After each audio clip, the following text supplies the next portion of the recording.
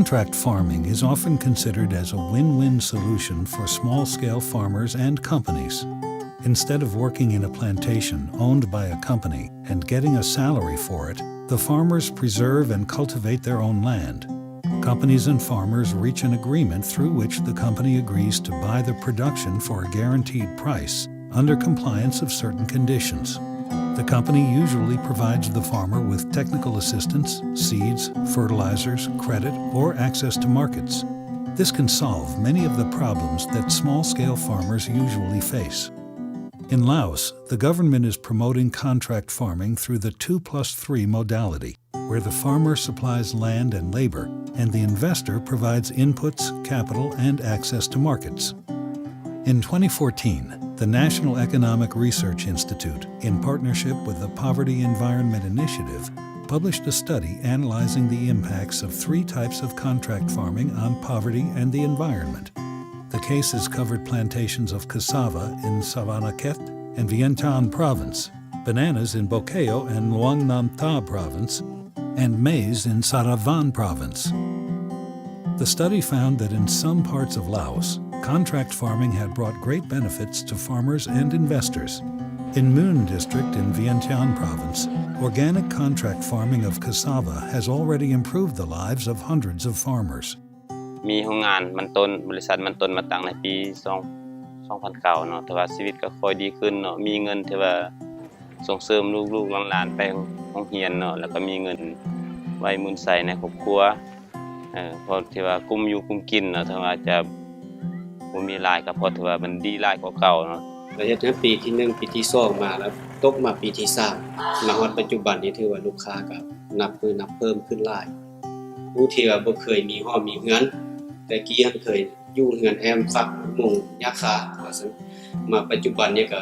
สามารถปลูกได้เฮือนเครื่องถาวรบ่ปลูกได้เฮือนถาวรบ่นะ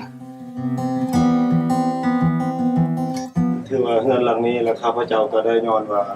ปลูกมันต้นว่าซั่นซะเป็นพระคุ้มครองประชาชน However, evidence from the cases also showed that there were several shortcomings in contract farming practice. Impacts varied depending on the province, crop, and contract farming type. Commercialized large-scale agricultural investments appeared to be more likely to degrade land. In some cases, the economic losses of contract farming did not outweigh the benefits. In northern Laos, in Udom Sai Province, some investors are providing farmers with alarming amounts of agrochemicals.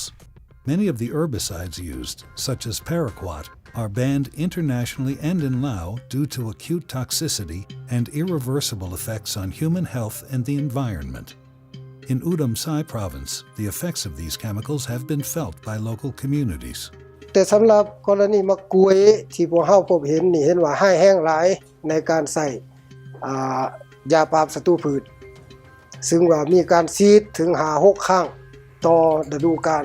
เก็บกู้มะกวยนึงอันนี้เฮ็ดให้มีผลกระทบอย่างร้ายแรงเพราะว่าประชาชนยังบ่มีความรู้ในวิธีป้องกันบ่มีการนุ่งชุดป้องกันจะมีอาการเจ็บหัวปวดหากเป็นวินบางที่โรงเรียนที่อยู่ไกลหันก็จนได้ปิดเรียนเป็นวัน2วันประชาชนที่อยู่อ้อมข้างหันก็จนได้ปิดประตูทั้งวันและคืนกินข้าวก็บ่แซ่บนอนก็บ่หลับแต่มีบางกรณีที่เฮาพบเห็นหันแม่นประชาชนได้เอาภาชนะที่บรรจุสารเคมีหันลงไปล้างในน้ำปรากฏมีปลาตายขอให้คันเทิงอันช่วยพิจารณาและมันให้หยุดเซาในการดำเนินธุรกิจของบริษัทนี้แล้วก็มีบางรายก็ออกตุ้มเป็นตุ่มเป็นนั่นแหละเนาะและเป็นตัวนี้เครื่องเศษทั้งหมดนี่เวลาเขาเจ้าจูดเขาเจ้าเอาออกจากเครือป่วยนี่เขาเจ้าจูดแล้วก็ให้เฮ็ดให้กินเม็ดนี่มือฮอดบ้านฮอดเมือง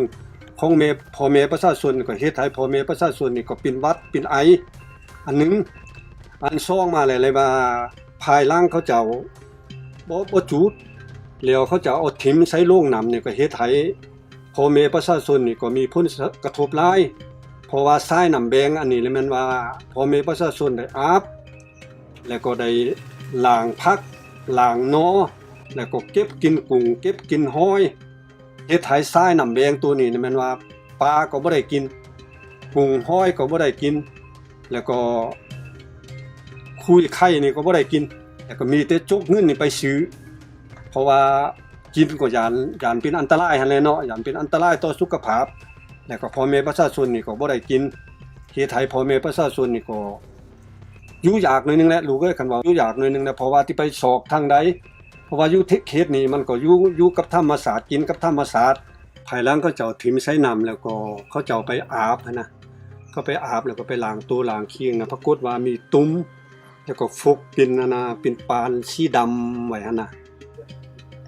อันน่ะได้2-3ปีปลายนี่แหละเนาะอันปีกายก็ไปหาลูกอยู่กับไทยพุ่นก็ไปโกดอยู่โรงหมอเวียงแกนนั้นแต่หมอเพิ่นน่ะว่าอันน่ะอีแม่นี่เป็นอันพยาธิอันน่ะผิวหนังแข็งนี่วันที่เป็นก็สิมาอยู่เจ็บดุต่อคอตามอันเนี้ยเจ็บนี่เจ็บแล้วก็เจ็บอันนี้นี่หาบ่หายนั่นเรื่องการคุ้มครองกวดก้าควบคุมเรื่องสารเคมีนี่แม่นยังอ่อนหลายสำหรับประเทศลาวการนำสารเคมีเข้าผ่านด่านบ่มีการกวดก้าว่าสารเคมีนั้นมันแม่นสารเคมีประเภทใดเท่าที่พวกเฮาได้พบเห็นอยู่ในสวนนั้นเห็นว่าบางกะล่อนนี้บ่มีเครื่องหมายการค้าบ่มีกาหมายบ่มีข้อแนะนำเกี่ยวกับการนำใช้บ่มีข้อแนะนำเกี่ยวกับองค์ประกอบของสารเคมีอยู่ในหันถ้าพวกเฮาบ่มีมาตรการป้องกันแก้ไขในอนาคตแฮงจะยิ่งหายแห้งขึ้นกว่านี้อาจจะนำเอาประชาชนกลับเข้าสู่วงจรความทุกข์ยากอีกใน 10-20 ปีข้างหน้า The study sheds light on the need to improve chemicals management in Laos, stopping banned chemicals from coming to Laos, ensuring dosage of legal chemicals doesn't exceed limits of dosage, and the need to educate farmers on the dangers of agrochemicals and how to safely apply them.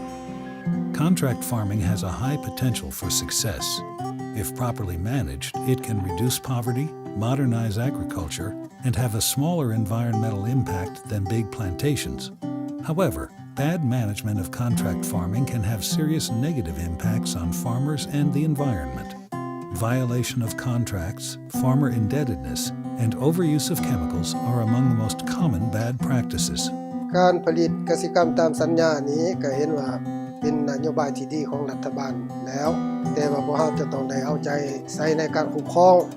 ซึ่งอิงตามการศึกษาของพวกเฮาพบว่ายังมีชาวกสิกรบางกลุ่มหรือว่ามีบางบริษัทบ่มีความตั้งใจว่าสิเฮ็ดการกสิกรรมตามสัญญามีความตั้งบางทีนี่ผู้ลงทุนมีความตั้งใจที่จะอยากหากำไรจากชาวกสิกรThe study concludes that there is a need to train local government officials in contract farming and environmental management. Besides, farmers need to be trained to be able to decide whether contract farming is beneficial for them or not. The study also recommends establishing a monitoring and evaluation system to assess contract farming performance.